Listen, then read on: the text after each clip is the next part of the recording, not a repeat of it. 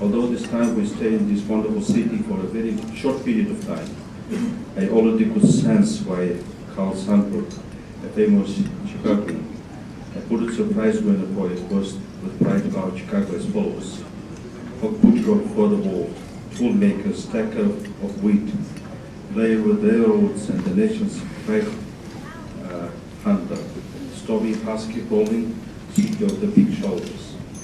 This is indeed an intense, water city of producers, scientists, adventurer, who was director of the American Museum of Natural History in the 1930s, allegedly served as a prototype of the famous movie icon. Andrews lived the life of the adventurer professor, later depicted in the movie series, hunting dinosaur fossils, falling dead in the face of natural disasters, dodging bullets in the midst of armored skirmishes. He was reported missing or dead several times. He did this in Mongolia during the golden age of long, protracted, and large scientific expeditions. He sought to prove the theory that Central Asia, more precisely Mongolia's Gobi Desert, was a staging ground for life. He believed that from Gobi Desert, dinosaurs and later mammals and man dispersed across the face of the earth. While Andrews may not have proven this theory, in the process he made greatest discoveries in the history of paleontology, including fossils of giant rhinoceros that lived during the Ice Age, dinosaur fossil eggs that shocked the scientific community of the time. While it is said that he was the man who created the metaphor for Outer Mongolia, as denoting an exceedingly remote place, Andrews showed to Americans that Outer Mongolia was not in outer space after all. On a more serious note, this US adventurer contributed greatly to the discovery of Mongolia by the outside world in the early 20th century, and created such a massive interest in our country that until now many thousands of tourists each year follow trails of Andrews expeditions in the Gobi Desert. I was told also by Mr. Span that many people from Chicago go every year to find the traces of Genghis Khan. Today, scientific and historic marvels such as these fuel the growth of tourism industry in Mongolia. Currently, almost 350,000 tourists from abroad visit Mongolia annually. It includes many thousands of US nationals who travel to Mongolia each year. Total population of Mongolia is just over 2.5 million people. Therefore, every year we receive a number of tourists close to 15% of total population. However, we will support the development of tourism industry in Mongolia, and by the year 2015, we planned that the number of tourists coming to Mongolia annually will be over 1 million, and by the year 2021, over 2.5 million. Given its magnitude, contribution of tourism to Mongolia's economic development, particularly regional development in faraway and remote locations, is hard to overestimate. There are more than 200 gear tourist camps, including the ones in the most remote destinations that create local employment, so great leadership there. The industry employs over 12,000 people, which constitutes 1% of active workforce in Mongolia.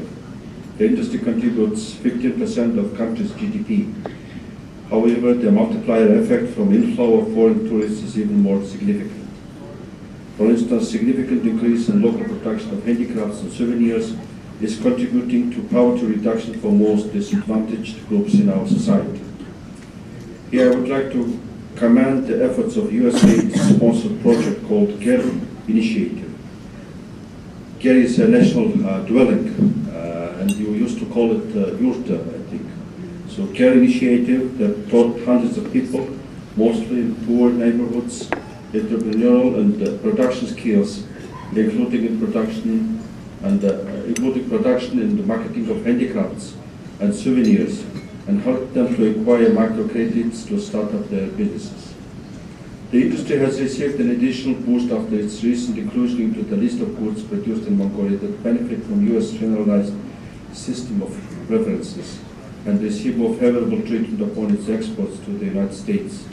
This is the kind of synergy that enhances efforts of Mongolians to work their way out of poverty. Ladies and gentlemen, given the importance of the industry, Mongolia's policies are aimed at promoting tourism sector. We have visa-free regimes for visitors from a significant number of countries, including for US nationals visiting Mongolia. We are promoting infrastructure development to solve bottlenecks that limit the number of tourists coming to Mongolia. Just to give one vivid example, during this visit, Mongolia has signed a Millennium Challenge Account Compact Agreement in accordance with which $188 million will be granted to develop the railway transportation in Mongolia.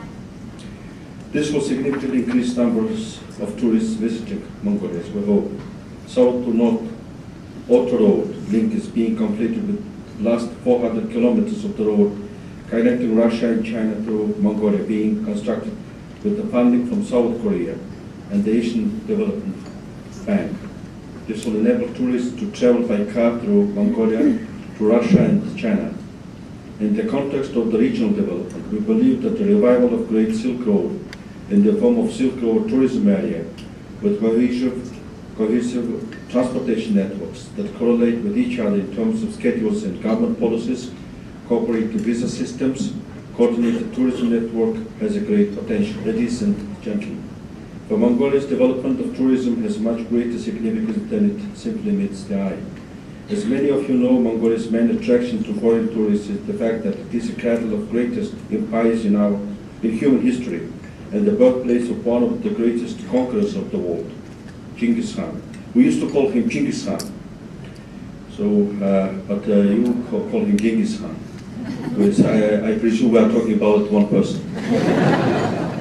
The great Mongol Empire that he and his heirs established stretched from waters of Pacific Ocean to the walls of Vienna, from Siberian tundra to jungles in Sumatra. This was one of the greatest landmass empires in human history, but we are even more proud of the fact that this was the time of great religious tolerance, free global trade, and massive cultural and scientific exchange among civilizations of the world. I was told that many business people envied the time because the tax regime was just 10%. Last year, we Mongolians celebrated the 800th anniversary of the establishment of Genghis Khan's great Mongol Empire. We have received even greater number of tourists than usual and numerous high-level visitors, including from the United States. And we were very pleased that the first ever visit by the acting US President, President Bush, was made to Mongolia, and we were also very much impressed by his announcement that Mongolians could consider the United States as its third neighbor.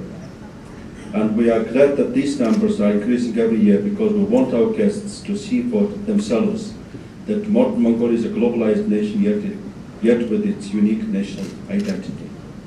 A small country sandwiched between two giants, Mongolia pursues an active multi-pillar foreign policy that is aimed at creating a balanced relation with major players in the region.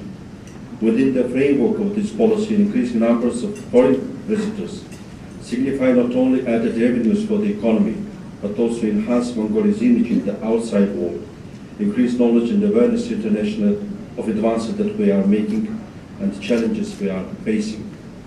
In one word, tourism is a form of people-to-people diplomacy that promotes Mongolia's standing internationally and helps us overcome confines of geostrategic location. What is the message that we Mongolians would like our friends to absorb while visiting our country? Mongolia is a full-fledged, vibrant democracy in the heart of Asia. 4 parliamentary and 4 presidential elections, all recognized as free and fair by national political parties and international observers, have been held since the adoption of the new constitution in 1992. Fundamental rights and freedoms are enshrined in the constitution. Mongolia is experiencing a strong economic growth, averaging that one in the Asia-Pacific region. GDP growth reached 10.7% in 2004.